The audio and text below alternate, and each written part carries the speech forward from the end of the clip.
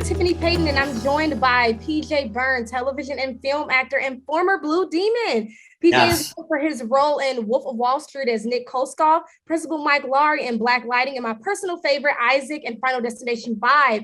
His voiceover work in Legend of Korra and so much more. I mean, the list just never ends. He received his Master of Fine Arts degree right here in the Windy City at the Theater School at DePaul. PJ, thanks so much for being here today. Tiffany, first of all, I mean, you're in the graduate program for what? Journalism? Yes. On camera. That was amazing. That you're going to, I mean, look at the kids we get at DePaul. Are you kidding me? I'm so glad to be here. It's a great day. Let's raise some money. Big day. Big. Thank you. So let's just jump right in. You've been incredibly successful since your time here at DePaul. You seem to be in almost everything, and your IMDb page is no joke. If you could, what experience would you say at DePaul prepared you for your career? That's a great question. You did it incredibly well as well. Just another kudos to the DePaul program. Listen, I went to the theater school at DePaul. I say this all the time. I genuinely believe we have the greatest theater training program in the country by far. We have this new theater school building. If you got to go down and see it. It's really first rate. They didn't have that when I was there. But you know, not only do we have incredible teachers, we have incredible students that you can act and learn with, and now we have the premier training facility. So I genuinely believe like we are the #1 training program in the country. And from my perspective, you know, every dollar counts. It meant so much to me when I got a scholarship at school. I cannot tell you. It was like an immeasurable gift to me. And I know for the current students right now, it means so much to them because coming out of school, when you're a theater major or you major in acting, there's no guaranteed job waiting for you. Like if you go to law school and then all of a sudden, you know, I got a great job at, you know, Wyden Kennedy or whatever. That's not the case for an actor, and so there is a bit of an albatross around your neck. So it meant so much to me to get a scholarship when I was at school, and I know it means so much to the kids that are currently there. Awesome. Yes, I know personally, being a double demon, I also got my undergraduate degree at DePaul. We love scholarships over here. So scholarships can definitely take you from one point to the next when it comes to school. Totally. What's your favorite memory from the theater school? Is there a particular class or production or even experience that stands out to you as defining of your education? Well, first of all, I had great teachers, and there's still like little nuggets of like notes that they gave me that still like come to me in this you know, acting for 20 years later. But there was one play in particular. It was called Tom and Jerry, and I met my best friend in the world. His name is John Quinn. At the theater school, we were each other's best man in each other's weddings. John, right now, very successful. He's the showrunner of Let's Make a Deal and Press Your Luck. You know, he's the big game show guy. He's in the directing program. Anyway, he was directing Tom and Jerry, and Joe Mantegna came to see it because he actually made the movie. It's about a hitman. And then my other dear friend was in the part with me as well. This guy named Tom Lemare, who's like another dear friend. But there was a moment, and I was going over the script. I was like, I had this big monologue, and you know, do I play where like I'm doing it because I'm saying this because I hate my dad or my wife left me? Am I going to play this moment? Am I saying it because I'm just depressed in life or I'm an alcoholic or like what am I really? He's like, you play it all. I'm like, what? He's like, no, take all of that and play it all. Use all of it. And like I remember that moment to this day. And Joe Mantegna, he's an alumni as well, and that was like a special moment with like two of my really great buddies and getting this like magic note from Joe Mantegna to this day that's still like, you know, it lives with me in everything I do. Play it all. Yeah, those nuggets from professors will stick with you forever. So massive, yeah. Definitely agree with that. So was there ever a time that you forgot a line during a play? Yes. There's sometimes, and then sometimes I've been doing movies or TV shows that like sometimes people are so funny that you just like you're lost and enamored with what they're doing, and that happens sadly too many times because I just get so like that's the greatest joke where you improvise something amazing. But that's the beauty of working on film and TV. Like you can cut and fix it. In theater, it's a little trickier. So I try to always be a little tighter and stronger and more present in theater because you don't get a second shot. But sometimes things are happening when you're shooting movies and TV shows that are just so insane and magical and beautiful. Like you get so lost in someone's performance that you speed bump a little bit. Yeah, as a broadcast journalism major, when I'm in interviews, sometimes, like you say, you get so lost in talking about whatever the topic is. There may be a moment where you just kind of pause and you have to come back down. So Yeah, we got to bring it back. We got to bring it back. We got to move this forward. Yeah, or we go off on tangents, like improvising tangents that have nothing to do. And those are actually some of my favorite times as well. Just like we've just left whatever movie or show idea we're in and just improvise our way into something else. But that's why, it's so fun doing what we do. exactly. So what is your least favorite memory from your time acting in Chicago theater? Is that I know you want something dirty and scandalous. I honest to God, I look back at DePaul with such reverence. I don't know if you know this, but I was supposed to go to after college. I graduated college with a finance degree, so I was going to go to work on Wall Street. And when I decided to go to the theater school to get my master's in acting, it was such a 360 of like anything that a big turn of what I was going to do in my life.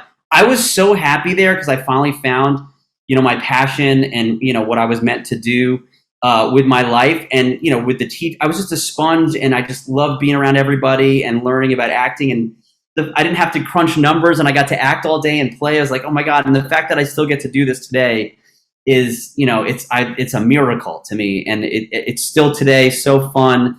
And I attribute so much to my time at the theater school, my teachers, and so many of those people back then are still my dearest of friends. And most of them live in LA now. It's just great. Yeah, what I've noticed about college is some people think, you find out what you want to do during college, but most of us find out what we want to do after college, which is that's no joke.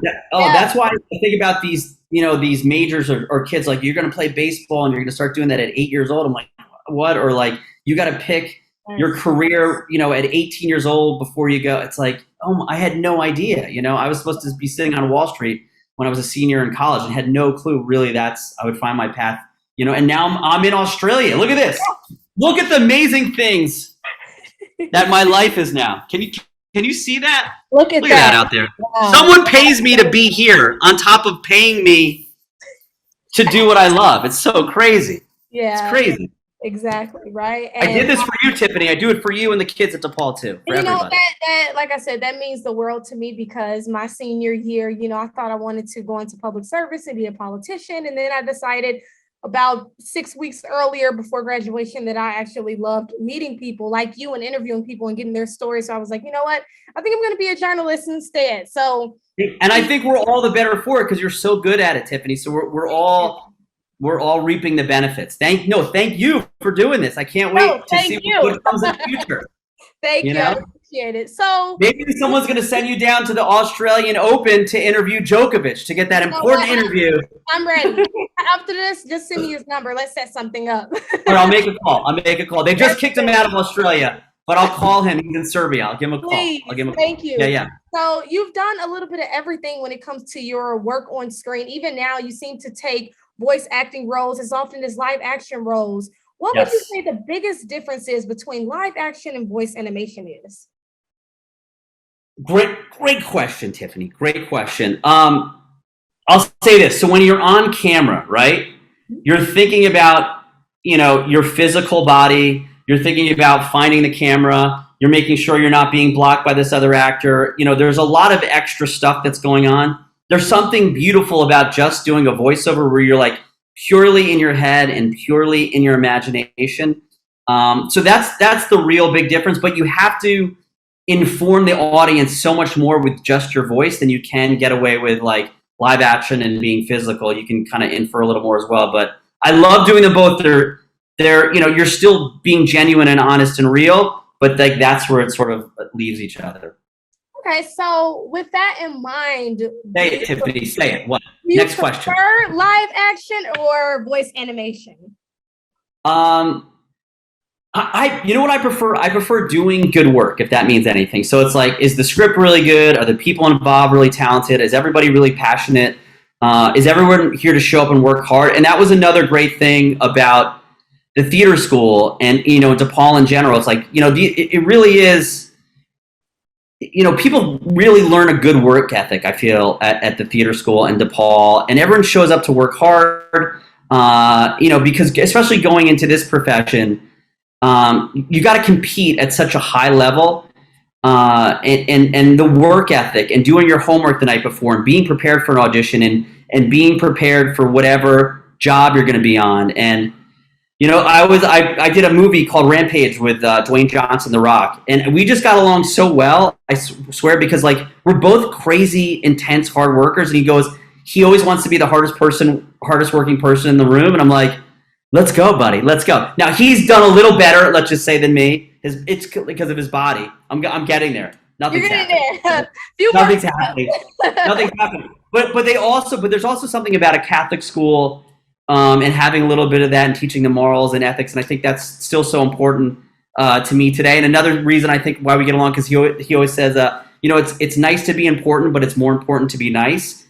And I think that permeates really well with the theater school kids as well. They're like the hardest working people. They're really talented, but they're really caring about their fellow man and this idea for others. And I think that's imbued in all the graduates. Yeah. So Dwayne "The Rock" Johnson, yeah. DiCaprio, Nicole Kidman, Reese Witherspoon, and so many others, having acted alongside so many A-list people, have you had any pinch me moments in your career where you're just in the room and you're like, I can't believe I'm in the room with these people? Listen, it happens all the time. I still, even if they're not, it's just like the fact that someone pays me, they go action and I get to play is really a special thing.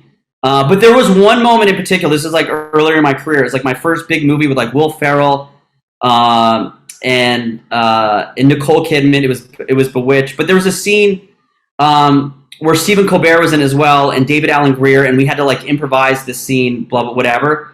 But all I remember was like the camera came on me, and I started riffing, improvising, and everybody started laughing. Like I made Will Ferrell laugh, which he's like so known not to break. And at that moment, it was such a big moment. It was like, okay, I can keep up with everybody here. I do deserve to be at this table. And a lot of that confidence, though, came from the theater school because we do put out great kids. And again, I'll just get back to like, it's so important, like the money and donations that the theater school kids get for their scholarships, because I know so many incredible actors that I even went to school with that don't act anymore because of student debt. And I think it's important to bring that up. And my real dream, truly my dream in life, obviously is for my kids to be happy and successful, but is in 2025, the theater school will be 100 years old. And it would be such a dream to have something special on that day that like where none of the theater school kids have to pay for school anymore, because they come out with such crazy debt that it's sort of an albatross around their neck. And so many kids, sadly, have walked away from acting because of student debt. And in my class alone, think about it this way. There's another way I like to look at it. The kids in my class, I like to think the talent that goes to the theater school are just as good as any Division I athlete, because there's about almost 10 kids just in my graduating class that are acting professionally today. And it should be more because so many have walked away. So can you imagine if you're going to go to a football team or play basketball, like, listen, 10 kids on this team right now are going to play pro. You're like, I want to go to that. What is that team? That's incredible. But some of them stop acting because the debt is so crazy. And I know people think like I'm going to get really mathy on you. So like everyone's buying houses right now, right? And 3%, you think that's a low interest rate? That does not happen with student debt. Student debt interest rates are 7 or 8%. So if you graduate school with $100,000, you owe $8,000 a year. And that just keeps it at $100,000. You're just paying your interest rate. So by the time you probably pay off your student debt, you didn't pay $100,000 for school. You paid about $300,000 to go to school. And that's why so many kids walk away. And that's why, as much money as you can give to the school and these kids to really give them a good, starting shot out of the gate. It's so important and so critical. And it was such a big day for me when I got rid of my student debt. I can't tell you, but I still have lawyer friends who are still paying debt because for undergrad and graduate school. So you're heroes for giving money, and it's not lost on me or the students at the school. Believe me, it's a big deal, and we truly appreciate it. Thank you so much for that, PJ. Appreciate it. I love you, Tiffany. Come on. I don't want you to pay for school. I know. I'm going to give money. Let's go. Yeah. Great investment. So well, listen, we'll all keep giving back. We'll all keep giving back as we get older. It's a big deal. Thank you. So for acting students looking to be successful as you've been in the industry, what advice would you give them? You got to be the hardest working person in the room. And a lot of the students already, I know that graduate it's to do your homework and work your butt off. But also, I always say this, ABC, always be classy. It's important to treat people with dignity and respect. And I promise you that will take you a very long way in life. You'll sleep better at night. The decisions that come at you, if it doesn't pass the classy test, don't do it. But yeah, so ABA, always be acting, work hard, and ABC, always be classy. Those are my tips to you. I'm going to use those. So Let's go. That's just for life and in general. Yeah, I hope it's not limited to theater students. Not at all. It's like, no, Tip, I can tell you're a hard worker, and then always be classy. You're going to be fine. You're going to be fine. I appreciate it. So we're going to get to the nosy. Is there anything you're currently working on that you can give us a little bit about? What can I tell? Okay, I'm in Australia shooting a new TV show called Irreverent. I'm going to play a priest, appropriate for DePaul. That's going to be on Peacock in America, and it's going to be Netflix around the world. What did I just do? There's a new Damien Chazelle movie I'll be in, the guy that directed La La Land. It's called Babylon. That's going to be with Brad Pitt and Margot Robbie. That'll be out next Christmas. There's a new Will Ferrell Christmas movie that'll be out that'll be out next Christmas. Okay. But yeah, The Boys season 3 I'll be on. But there's some stuff coming. So take a look, Tiffany. I don't want to let you down. Well, we will definitely be looking out for you. And finally, you are an avid DePaul basketball fan. We love huge. Coach Stubbs, we got a new coach. What's up? You got a sub up too? Yeah. Right. We beat Seton Hall like a week and a half ago, which was great. Yeah. So how are you feeling about the Coach Stubbs era? I'm into it. I love it. It was like 2 weeks ago, maybe, or a week and a half ago. There was a game. You heard Coach, I think it was against Marquette, where both coaches were live, and just hearing him in the room and talking to the guys about having heart and working hard, and it's up to you. That is really a DePaul tradition to get again and work to the theater school kids too. It's like, what does this mean to you? Like, outwork them and really, really care and have pride in what you do, and you got to have that heart. And then look what happened the next game later. They beat Seton Hall, which my dad went to. I feel terrible. They beat Seton Hall. My dad. I'm like, of all the teams, could you? And my wife. It's funny though. My wife went to Villanova, and she was the captain of the cheerleading team. So there's a lot and then my sister went to Providence. So there's a lot, and then buddies who went to St. John's. So it's like there's a lot of biggies going on. Yeah, there's a lot of biggies going on. I'll tell you. No, but I love Coach Stubbs. I love basketball. I used to coach camp in the summer times at Duke. So I can't wait till we play Duke and just be like, let's go.